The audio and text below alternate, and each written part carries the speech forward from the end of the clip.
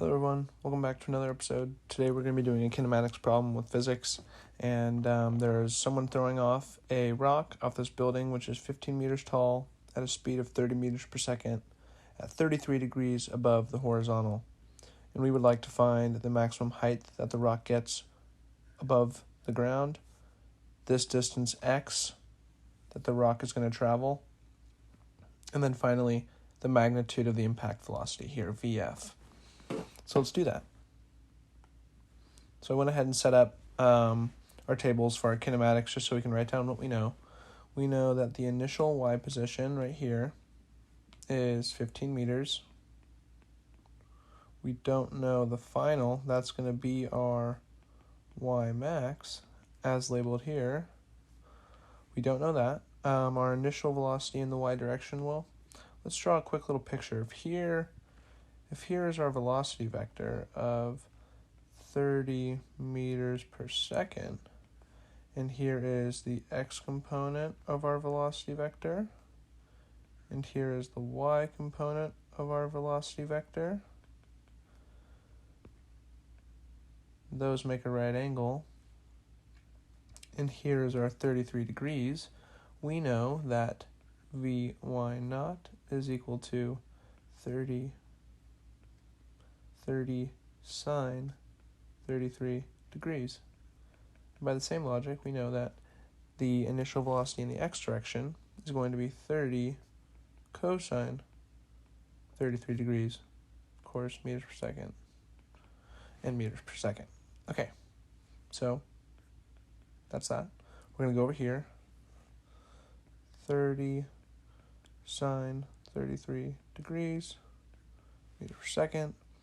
The final velocity in the y direction at y max is going to be 0 meters per second because momentarily the rock is going to stop, at least in the up and down velocity direction. With the velocity in the up and down, it's going to be perfectly stopped because here it's got an upwards velocity, then boom, it's going to stop. In the moment after that, it's going to have a downwards y velocity. So we've got upwards here, 0 here, downwards, all for the y direction for velocities, okay? So very important. So Vy final is 0 meters per second for this first phase. This first phase is going to be here, boom, because we want to find the height at this point. So that's why this is our first phase. Acceleration due to gravity is negative 9.81 meters per second squared. Time it takes to get there, we don't know. So let's start off with the long kinematics equation. We've got y minus y naught is equal to Vy naught t plus 1/2 ayt squared. We know that the initial y position is 15. We don't know the final y position. We know the initial velocity is 30 sine 33 degrees. We know acceleration due to gravity is negative 9.81 meters per second squared. And we don't know time, so plugging in what we have, and I'm going to move this 15 over to the other side by just adding it, because here's this negative sign, so I'm going to add it over here. We're getting y is equal to 15 plus 30 sine 33 degrees times time minus 4.905 t squared. I just multiplied this 1/2 by this negative 9.81 to get negative 4.905. All right? So boom. We don't know y. We don't know the time it takes to get there. So we're going to move on to the short equation. So we've got Vy minus Vy naught is equal to acceleration times time. Acceleration due to gravity is negative 9.81. And we know that the final y velocity is 0, and we know that the initial y velocity is 30 sine 33 degrees. So plugging in that, we're getting negative 30 sine 33 degrees is equal to negative 9.81 t. The negatives are going to cancel, make those a positives, and solving for time by dividing over positive 9.81, we're going to get t is equal to 1.67 seconds. Okay, So that's important. I'll underline that in blue because we're going to be using it later. But we're going to take this and we're going to plug in this time anywhere that we see t over here. And that's going to get us this y max, this y distance. So plugging in t is equal to 1.67 for everything here. For everywhere that we see t, we're going to plug in a 1.67. And for that, once we've done that, we're going to get a y is equal to 28.6 meters. Boom, boom. And that is the answer to part A. Perfect. That is y max, right? Because we told our kinematics equations that we want to find the y distance here, when our velocity in the y direction is 0 meters per second. Okay, so that's how I know that we were able to find this distance and not something else over here. Okay, so now we're going to move on to phase 2, which is going to help us find the total time that this rock is going to be in the air. Because now I have this height, and I can calculate phase 2, which is the moment from here to there, using this height. This is going to be my initial height now for phase 2. So phase 2 is going to be here down to there. Okay, so my initial y position is 28.6 meters. My final position, if I'm trying to find the time, I'm going to say my final position is going to be 0 in the y direction. 0 meters.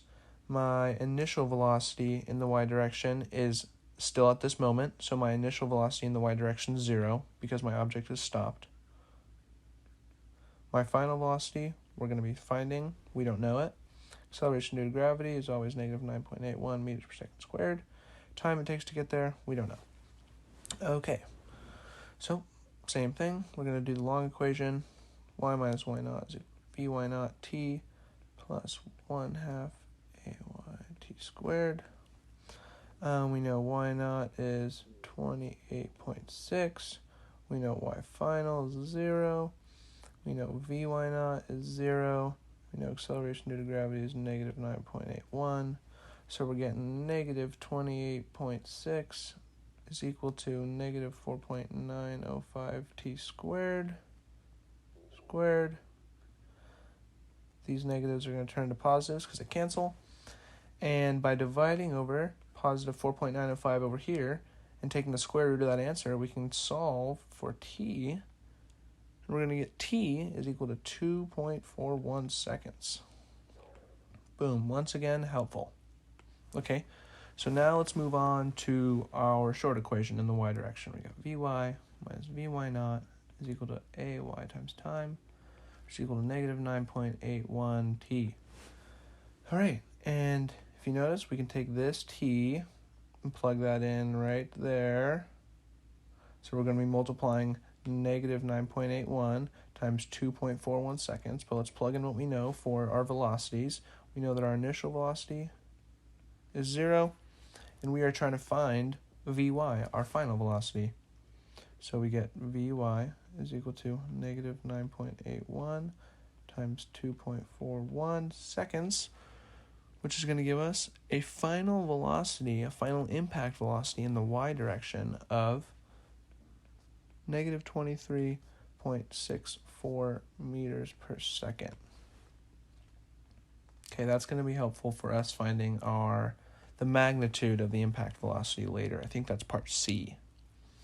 Okay, so now let's move on to the x direction, and this x direction phase is actually going to represent the whole thing.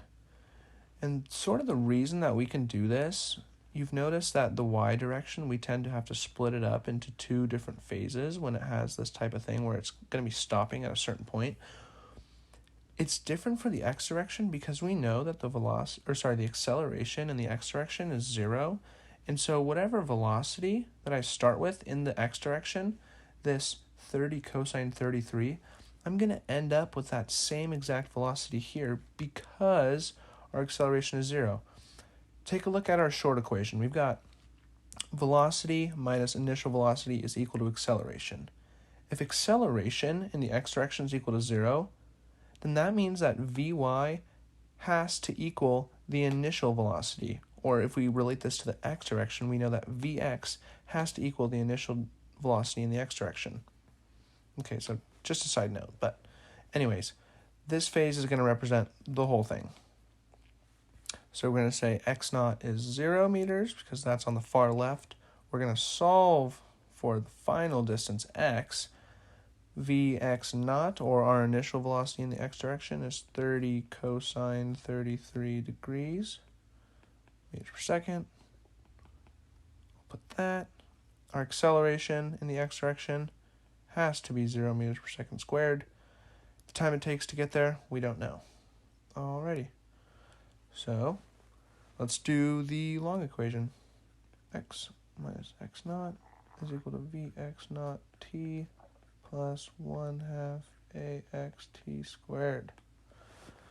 Okay, so x naught, 0, Vx naught, 30 cosine 33 degrees, acceleration in the x direction, 0. We don't know time. So, oh, I stand corrected. We do know time, believe it or not, because let's look at this. Sorry, I misspoke. We do know time because we know that for this first phase, to get from here to here, we're going to look at phase 1. It takes 1.67 seconds. And for our second phase, from here to here, we know it takes 2.41 seconds. So if I were to add these two times together, I'm going to get the time that it takes to do this whole phase. And it turns out that 1.67 plus 2.41 is going to give me a total time of 4.08 seconds. Sorry about that, I misspoke. So, correcting my mistake, we're going to get x is equal to 30 cosine 33 degrees times time.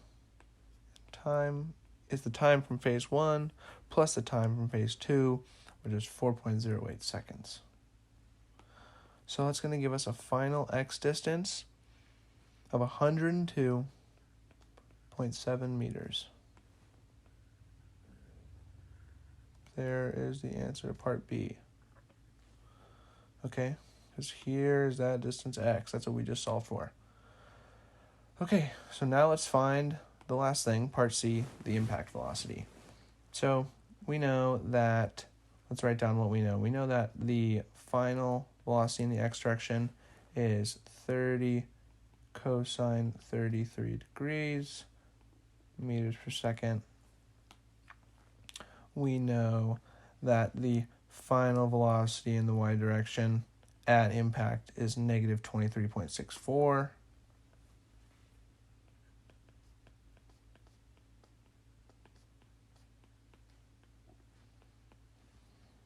And based on the way that we've drawn our velocity vector here, we can do the similar thing over here where I'll draw it just to be clear. So, and we want to find VF. We want to find VF. So I'm gonna draw the vectors and arrange them in a way that's going to make sense. So here we have, this is VF, and then we've got our x component, which is Vx. We've got our y component pointing down, and because it's pointing down, I'm just going to label this positive because this negative sign technically just tells me the direction of the velocity. So because I have this arrow pointed down, I don't have to necessarily write this negative here. So I'm just going to put 23.64 meters per second, and I'll label this one as 30 cosine 33 degrees meters per second. Okay, and then because this is a right angle, I just need to find the length or the magnitude of this using Pythagorean theorem. So I can say that VF is equal to the square root of 30 cosine 33 degrees meters per second squared plus negative 23.64 squared, all underneath the square root, which is going to give us a final velocity of 34.52 meters per second. Yippee. Part C. There we go. So with problems like these, it's always super helpful to draw pictures. That way you can label things like this. If you just take that extra minute or two to draw a picture and also write down what you know and just have a routine. As you've noticed, I like to do the long equation followed by the short equation, and that's all that I will ever need for these type of problems. And we were able to do this one no problem. Maybe it takes a little longer, but it's consistent. We know that it's going to work every time. And by taking that little extra time, I can guarantee you that you're going to know it better than maybe some of your peers. So if you like this video, if it made sense, if you enjoyed it, give it a thumbs up, like, comment, subscribe, all that stuff. Thanks for watching. See you next time.